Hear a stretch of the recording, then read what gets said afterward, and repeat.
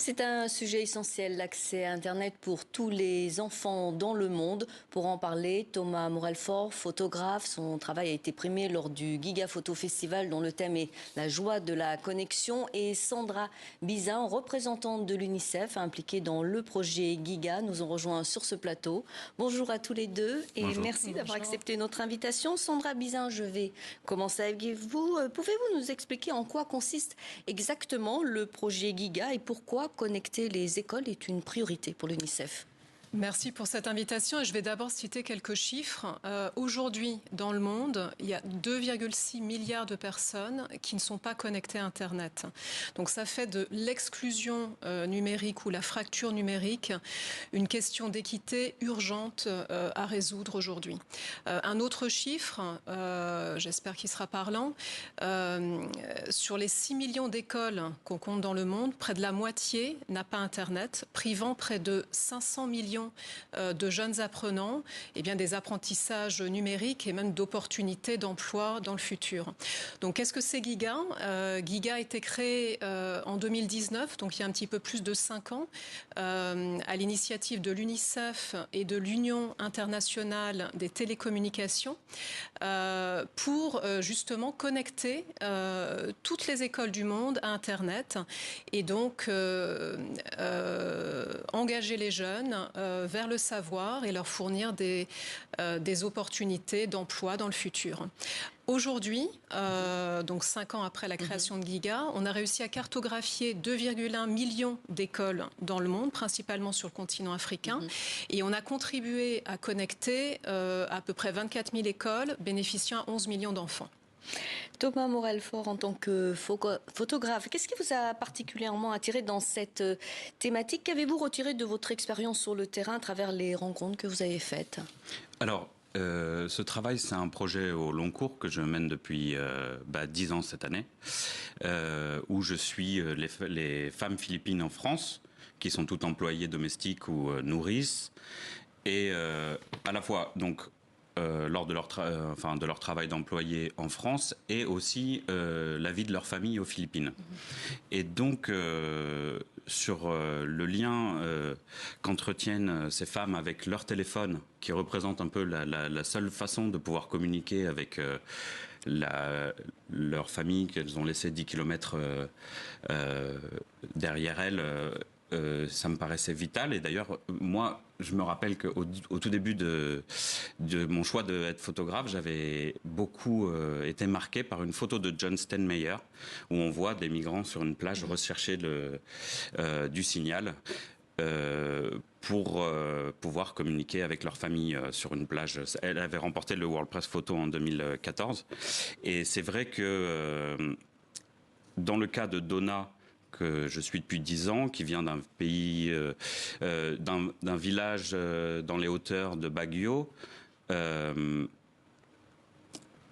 vise que le sociologue Abdelmalek Sayag, oui, justement, appelle la double absence, c'est-à-dire qu'elle est à la fois absente dans son pays et un peu invisible ici, où elle est juste là pour sa force de travail, en fait. Et justement, en quoi la technologie est vitale pour elle? Elle est vitale parce qu'elle assure le seul lien qu'elle a pour élever ses enfants, pour continuer à avoir un contact avec ses parents, donc avec toute sa famille, avec aussi, parce que elle envoie à peu près 80% de ses revenus. Donc en fait, elle va s'assurer que l'argent qu'elle envoie va pouvoir, on a vu passer la maison, les travaux de la maison, surtout, principalement, elle s'est exilée pour pouvoir assurer un avenir meilleur à ses enfants et donc vérifier qu'elle travaille bien à l'école, que ses enfants travaillent bien à l'école. Là, on voit Nicole qui, pour le coup, a réussi à être la première femme de cette famille à obtenir un diplôme d'infirmière. Donc c'est pour ça qu'on voit sa cérémonie de remise de diplôme. Et donc ce téléphone-là, c'est le seul lien qu'elle a avec sa famille. Et comment traduit-on visuellement une notion aussi abstraite que la privation numérique? C'est très compliqué. C'est pour ça que ça comptait pour moi d'aller montrer à la fois comment rendre visible cette double absence dont on parlait tout à l'heure. Ça passe par aller à la fois aux Philippines. D'ailleurs, une des femmes philippines m'avait dit, si tu veux vraiment comprendre pourquoi on est là, il faut que tu ailles chez nous pour comprendre pourquoi on a besoin d'envoyer de l'absence. Là, sur cette photo, on voit tous les enfants de Donna, donc 4. Et elle compte en fonction de « ah bah j'en ai sorti un ». Donc Nicole, elle peut déjà participer aux frais de la famille, voilà. Mais du coup, c'est le seul moyen de s'assurer à la fois que l'argent est bien utilisé et puis aussi de pouvoir maintenir un contact avec ses enfants qu'elle a laissé il y a maintenant 13 ans. Donc, Sandra Bizan, est-ce que vous avez un exemple concret où l'arrivée d'Internet dans une école a changé la vie des élèves et des enseignants ? Oui, absolument. Je peux vous parler d'un exemple au Sri Lanka où on était récemment, où en fait, les écoles sont non seulement des points pour l'enseignement des enfants, mais ça devient des lieux de vie communautaires.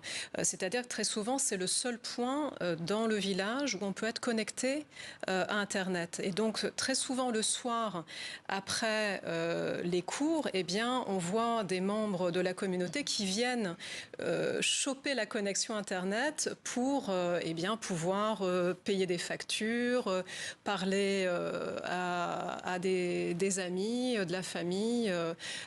Donc c'est vraiment une approche au final très communautaire.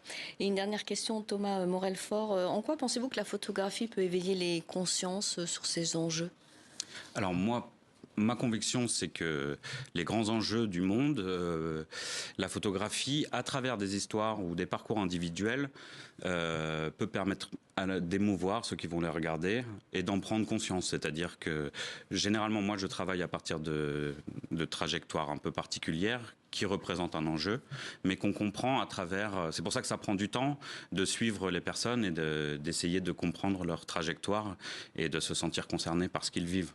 Merci beaucoup Sandra Bizan et Thomas Morel-Fort pour vos témoignages et d'être venus sur le plateau de TV5 Monde. Merci à vous.